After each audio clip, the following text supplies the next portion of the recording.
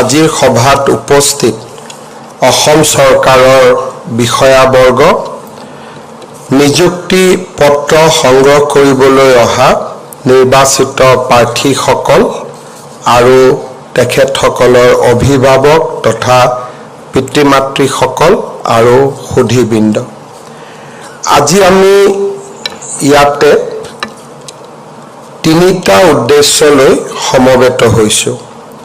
প্ৰথম, 2024 বৰ্ষৰ সংযুক্ত প্ৰতিযোগিতামূলক পৰীক্ষাত সফলতাৰে উত্তীৰ্ণ হোৱা 289 গৰাকী প্ৰাৰ্থীক খন্তেক সময় পিছতে আমি নিযুক্তি পত্ৰ প্ৰদান কৰিম। আজিৰ অনুষ্ঠানতে স্বাগত সতীৰ্থ 2.0 অধীনত অনুমোদিত তৃতীয় আৰু চতুৰ্থ বৰ্গৰ কৰ্মচাৰীসকলৰ পাৰস্পৰিক বদলিৰ আদেশপত্ৰ ইতিমধ্যে প্ৰদান কৰা হৈছে। তৃতীয়তে, ৰাজ্যৰ বন বিভাগত আমি 132খন বিষয়া আৰু কৰ্মচাৰীসকলে ব্যৱহাৰ কৰিব পৰাকৈ বাহন আজি আমি বিভাগক অৰ্পণ কৰিম আৰু এই তিনিওটা কাৰ্যসূচীৰ বাবে আজি আমি ইয়াতে সমবেত হৈছোঁ। 2021 চনত আমি অসমৰ ৰাইজক প্ৰতিশ্ৰুতি দিছিলোঁ যে ৰাজ্য চৰকাৰৰ অধীনত আমি 1 লাখ যুৱক যুৱতীক চৰকাৰী কৰ্মসংস্থাপন দিম। আমি আন এক সিদ্ধান্ত লৈছিলোঁ যে UPSCৰ ধৰণে APSCৰো পৰীক্ষা আমি প্ৰত্যেক বছৰে অনুষ্ঠিত কৰিম আৰু নিৰ্দিষ্ট সময়ত আমি প্ৰতি বছৰে অসম লোকসেৱা আয়োগত আমি নিযুক্তিৰ ব্যৱস্থা কৰিম। আজি আমাৰ চৰকাৰৰ কাৰ্যকালত প্ৰতি বছৰে লোকসেৱা আয়োগৰ উত্তীৰ্ণ পৰীক্ষাৰ্থীসকলক যি নিযুক্তিৰ আমি পৰম্পৰা নিৰ্মাণ কৰিছিলোঁ, আজি তাৰ আন এক বেটছ 289 কেণ্ডিডেটছক আমি নিযুক্তি পত্ৰ প্ৰদান কৰিম। এই নিযুক্তি পত্ৰ প্ৰদান কৰাৰ লগে লগে আমাৰ ৰাজ্য চৰকাৰত যোৱা 5টা বছৰত প্ৰদান কৰা নিযুক্তিৰ সংখ্যা 1,58,669লৈ বৃদ্ধি পাব।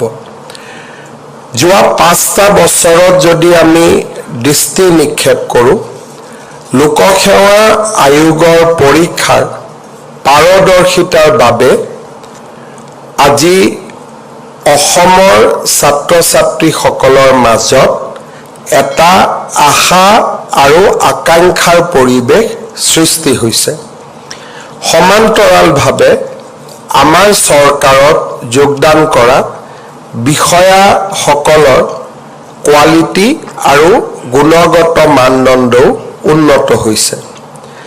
লোকসেৱা আয়োগতে নহয়, যোৱা 5টা বছৰত আমি নিযুক্তি দিয়া 1,59,000 প্ৰাৰ্থীৰ নিযুক্তিক লৈ ৰাইজৰ মাজত সমালোচনা নাই, আদালতত গোচৰ নাই, বৰঞ্চ অভিভাৱক আৰু যুৱ প্ৰজন্মই এই নিযুক্তিৰ ইতিবাচক দিশক নিকা নিযুক্তিক প্ৰশংসাৰে উপচাই তুলিছে।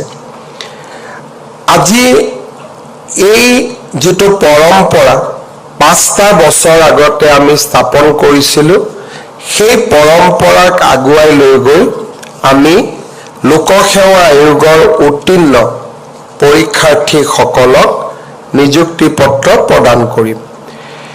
এইবাৰৰ নিযুক্তি পত্ৰ প্ৰদানত অসম অসামৰিক সেৱাত 45 গৰাকী প্ৰাৰ্থীয়ে নিযুক্তি পাব। APS বা অসম আৰক্ষী সেৱাত 20 গৰাকী প্ৰাৰ্থীয়ে নিযুক্তি পাব। শ্ৰম বিষয়াত 2 গৰাকী জিলা পৰিবহণ বিষয়া 2 গৰাকী, খণ্ড উন্নয়ন বিষয়া 9 গৰাকী, উদ্যোগ বিভাগত এছিষ্টেণ্ট মেনেজাৰ 23 গৰাকী, সহকাৰী সমবায় পঞ্জীয়কত 2 গৰাকী, অসম বিত্তীয় সেৱাত 52 গৰাকী, অসম নগৰ প্ৰশাসন সেৱাত 4 গৰাকী, কৰ পৰিদৰ্শক 51 গৰাকী, শ্ৰম পৰিদৰ্শক 9 গৰাকী, আবকাৰী পৰিদৰ্শক 19 গৰাকী, সহকাৰী নিয়োগ বিষয়া 17 গৰাকী, উপ পঞ্জীয়ক 13 গৰাকী, অসম গাণনিক সেৱা 16 গৰাকী আৰু ইয়াৰ লগতে ফৰেনচিক ছায়েন্স ডাইৰেক্টৰেটত আজি আমি 5 গৰাকী বৈজ্ঞানিক বিষয়াকো সাইণ্টিফিক অফিচাৰকো আমি নিযুক্তি পত্ৰ প্ৰদান কৰিম।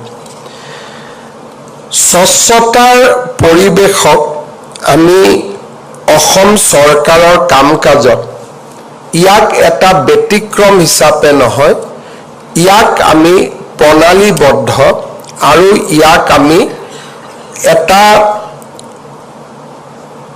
এক প্ৰকাৰ ক'ব গ'লে জনসাধাৰণৰ বাবে আমি সহজলব্ধ কৰি তুলিবলৈ চেষ্টা কৰিছিলোঁ।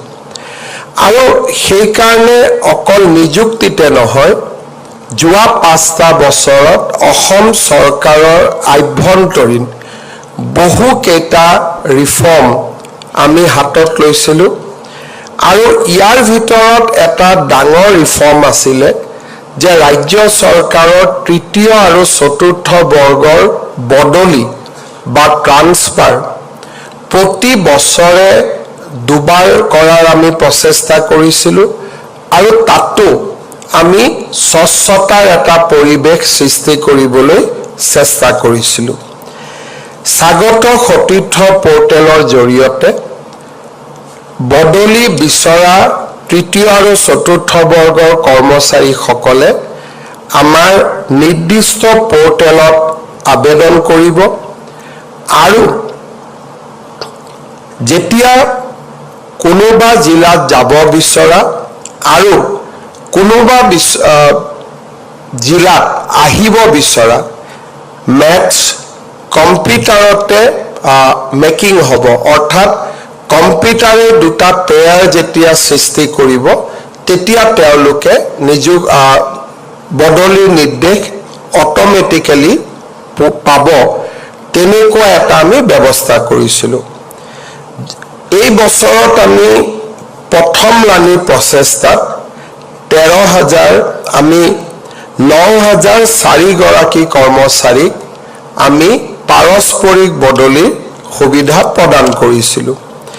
আজিও আমি 4,476 গৰাকী 3য় আৰু 4ৰ্থ বৰ্গৰ কৰ্মচাৰীক আমি বদলিৰ নিৰ্দেশ দিছোঁ। এজন কৰ্মচাৰীও কাৰো কাৰ্যালয়ত আহিবলগীয়া হোৱা নাই, মাত্ৰ কম্পিউটাৰত তেওঁলোকে আবেদন কৰিছে। 15 দিন আবেদনৰ সীমা আছিল আৰু 10 দিন সীমা পাৰ হোৱাৰ 10 দিনৰ ভিতৰত আমি তেওঁলোকক বদলিৰ অৰ্ডাৰ বা আজি নিৰ্দেশ আমি দিছোঁ। ক্লিক কৰাৰ লগে লগে তেওঁলোকৰ বদলিৰ নিৰ্দেশ কাৰ্যকৰী হৈছে আৰু চবেই নিজৰ মোবাইলত ট্ৰান্সফাৰ অৰ্ডাৰ ইতিমধ্যে লাভ কৰিছে। অৰ্থাৎ নিযুক্তি আৰু ট্ৰান্সফাৰৰ ক্ষেত্ৰত অফিচাৰৰ ক্ষেত্ৰত ডেফিনেটলি আমি মিউচুৱেল আদিৰ ব্যৱস্থা নকৰোঁ, কাৰণ বিষয়াসকলৰ দায়িত্ব সুকীয়া। 3য় আৰু 4ৰ্থ বৰ্গৰ কৰ্মচাৰীৰ ক্ষেত্ৰত আমি যিটো স্বচ্ছ বদলিৰ প্ৰক্ৰিয়া কৰিছিলোঁ আৰু ৰাজ্য চৰকাৰৰ গোটেই কৰ্মচাৰীৰ মাজত বিষয়াৰ মাজত নিযুক্তিৰ যি স্বচ্ছতা আমি আনিবলৈ প্ৰয়াস কৰিছিলোঁ, এটা ব্যক্তি বিশেষৰ ইনিচিয়েটিভ হৈ থকা নাই, ই এটা ইনষ্টিটিউচনেলাইজ ফৰ্ম লাভ কৰিবলৈ সক্ষম হৈছে। অৰ্থাৎ এতিয়া এজন ব্যক্তি থাকিব নাথাকিব সেয়া নহয়, অসম চৰকাৰৰ নিযুক্তিৰ প্ৰক্ৰিয়াত দুৰ্নীতি অনাৰ যিটো ব্যৱস্থা কোনোবাই ইচ্ছা কৰিলেও অতি সহজে দুৰ্নীতি অনাটো সম্ভৱ নহয়। এই কাৰণ নিকা নিযুক্তি এতিয়া এটা ইনষ্টিটিউচনেলাইজ ফৰ্ম লাভ কৰিবলৈ সক্ষম হৈছে। ঠিক তেনেকৈ ট্ৰান্সফাৰৰ প্ৰচেছটোকো আমি স্বচ্ছ কৰাৰ বাবে প্ৰচেষ্টা কৰিছিলোঁ, তাতো আমি আজি সফল হৈছোঁ।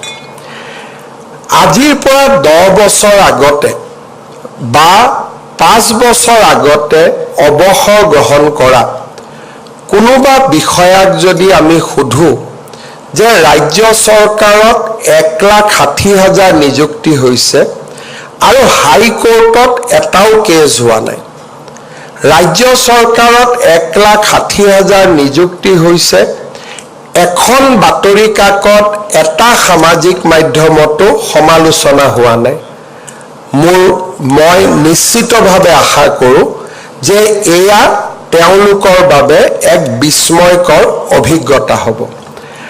সমান্তৰালভাৱে কোনোবাই যদি 5 বছৰ আগতে অৱসৰ কৰা বিষয়াৰ আগত কোনোবাই যদি কয় যে অসম চৰকাৰত 13,000 কৰ্মচাৰীৰ ট্ৰান্সফাৰ পোষ্টিং হৈছে, কৰ্মচাৰীজন এদিনো কাৰো কাৰ্যালয়ত আহিবলগীয়া হোৱা নাই, এদিনো কাকো অনুৰোধ কৰিবলগীয়া হোৱা নাই, মই ভাবোঁ যে তেখেতে তাক নিজে মানিবলৈ মান্তি নহ'ব, কাৰণ তেওঁৰ চহীতে হোৱা বহুবোৰ বদলিৰ প্ৰক্ৰিয়াৰ জটিলতাৰ স্বয়ং সাক্ষী তেওঁলোক নিজেই হৈ আছে।